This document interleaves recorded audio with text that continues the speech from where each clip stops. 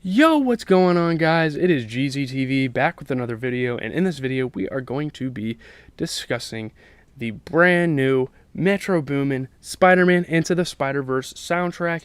And this is gonna be a weird one because I don't think this is really something I should be reviewing on this channel, honestly. But like, we're just gonna roll with it. So, I mean, I don't know. We're just gonna go track by track. Starting with, I don't really have much time here. Annihilate, Sway is perfect for a Spider-Man soundtrack. We saw him with Sunflower and Post Malone. Um, you know, I love how Lil Wayne started his verse on this, but it was a very short verse, noticeably. Um, and Offset was here, and after what I heard a snippet during their live performance with Travis at Rolling Loud Miami, we need a new Offset album.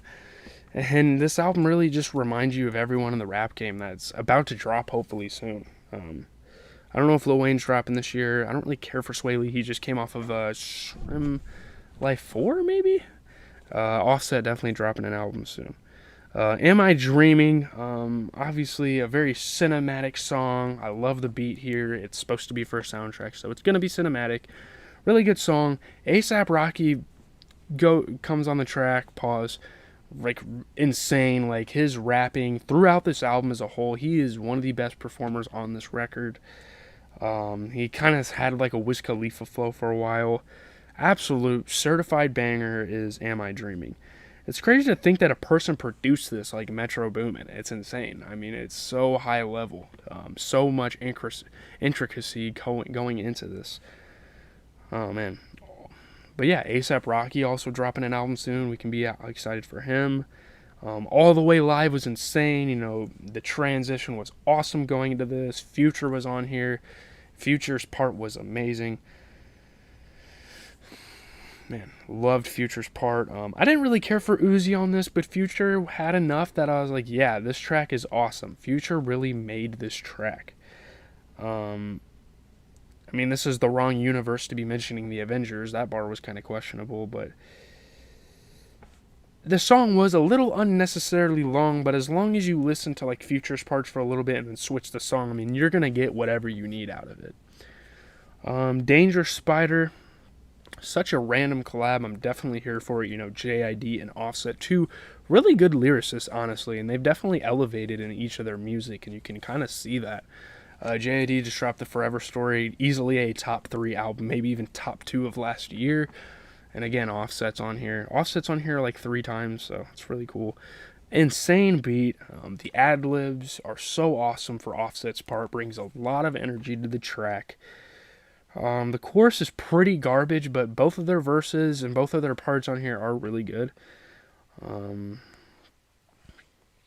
JID, people spoiled that there was a transition, so I wasn't that surprised again when the track transitioned and JID appeared, but it is what it is. It was a pretty decent track there. Hummingbird was up next. I liked the sample that played at the beginning, but there was quite a bit wrong with this song. I think this was one of the weaker songs on the project. I don't know why you would put James Blake on a trap beat. He's more of a mellow artist, and here you are throwing drums in the background. I get it. It's Metro Boomin. That's his cadence. That's his style, whatever, but it just felt kind of weird to me. He's got a decent flow, but that's about it. Next was Calling. More Sway Lee, obviously the hook god. When Nav goes to the track, like appears on the track, the beat is really dope. I liked how it sounded. His voice is very mundane, and that kind of like leads me to never really enjoy all that much what Nav does in music. He's cool as a feature artist to pop in every once in a while, but I'm just not a huge fan of him most of the time because it just sounds like he's not even trying. I don't know. A Boogie is cool, I guess. He kind of fell off the face of the fucking earth, but I don't mind him on this song, I guess. Silk and Cologne started off with someone I'm not sure who it was. I think it was 8. I don't know who that is, but Offset's part is okay. His bars are nice, his verse is nice, but this just isn't like the realm that Offset should be operating in. Link Up, I don't like the Caribbean shit. I don't like the island vibes. I'm not a huge fan of that type of music, so this song automatically wasn't that big of a hit for me. Dawn is cool. I didn't really care for this track. Dawn didn't really match the vibe. And yeah, Self Love, this was one of the more acclaimed tracks on this album. A lot of people were talking about it with Coi Leray.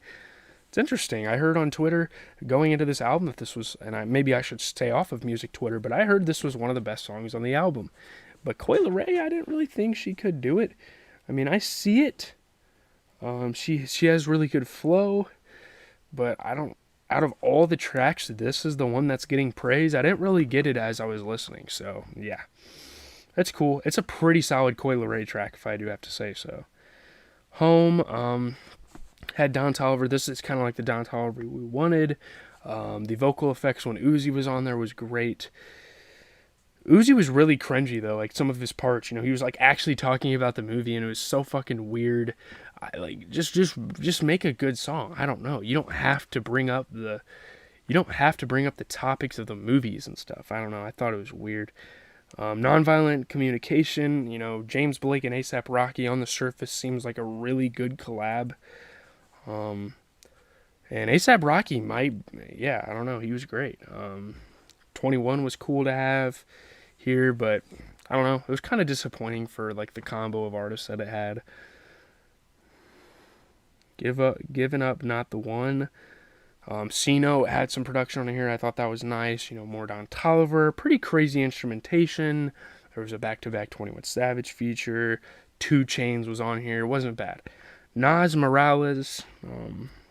Nas killed this track, and it's such a surprise to see an artist like Nas working with a producer like Metro Boomin. I saw that as kind of some fun. Obviously we got the teasers on who all was working on the album with Metro, and I mean, Nas's part was pretty cool, actually. Nas Morales. Kind of sounds like Miles. Nas, Miles. Like, kind of like that sound. I don't know. Let's just talk about general notes on the album. I mean, the lyrics had to be PG, and I'm not going to be that guy like, oh my god, it has to be dirty for it to be a good song, but I wasn't really too hyped going into this. I mean, I saw the feature list, I was like, okay, this is going to be cool, but then I keep remembering and keep having to remind myself, like, hey, this is a soundtrack. Like, it's not going to be an album. Like, Metro still has stuff coming this year, and no wonder, The lyrics on this are really cringe overall. I've heard a lot of good things about this movie, though, and you guys know I do movies on the channel, so I'm thinking about doing a movie review sometime if I can go to the theaters. I'd be really hyped to go watch this movie.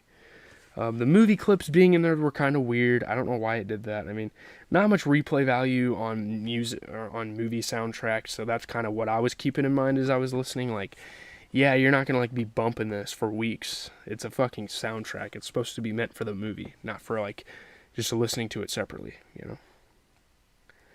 I mean, and someone that was really missing on this was Travis Scott. I really wish he was on here. I mean, even if this isn't an amazing album, though, it's still really good for Metro's career to get people out there, get the kids, on that Metro Boomin wave. I think it's great, coming out of St. Louis, only 2 hours from me. I think it's awesome. A decent amount of versatility in the beat selection. The back end definitely held more of the spicy features, but yeah, that's all I really have to say about the album. Overall, it's probably about a 6 out of 10, 5 maybe, I don't know. I'm just kind of winging it there, but I'm out, guys. I gotta go take a shower. I'm going to go try to get through as much as I can of In the Tall Grass.